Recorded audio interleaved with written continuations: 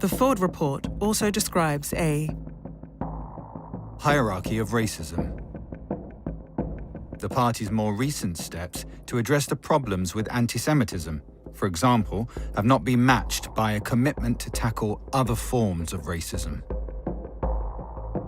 When I would speak to my peers and the superiors about why we're not tackling Islamophobia and anti-Black racism with the same ferocity as we were with anti-Semitism, the response was always, anti-Semitism is the organization's priority. racial profiling was used to provide a detailed analysis of the BAME membership in Newham. There was graphs with a breakdown of the dialect members spoke.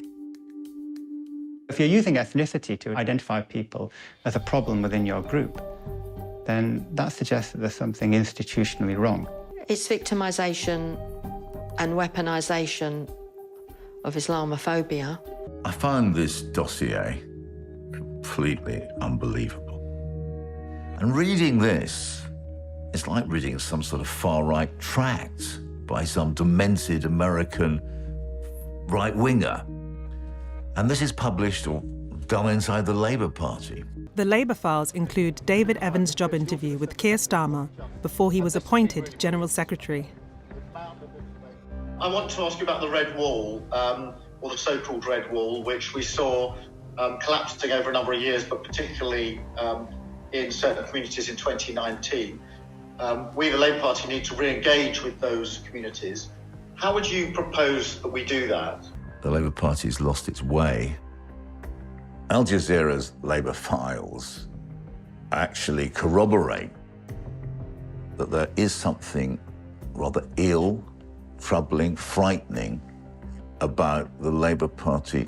The British Muslim has to think twice now, because Labour is not a safe haven for them as we was thinking in the past, and the Labour is maybe not the place you're thinking that you're supposed to be in.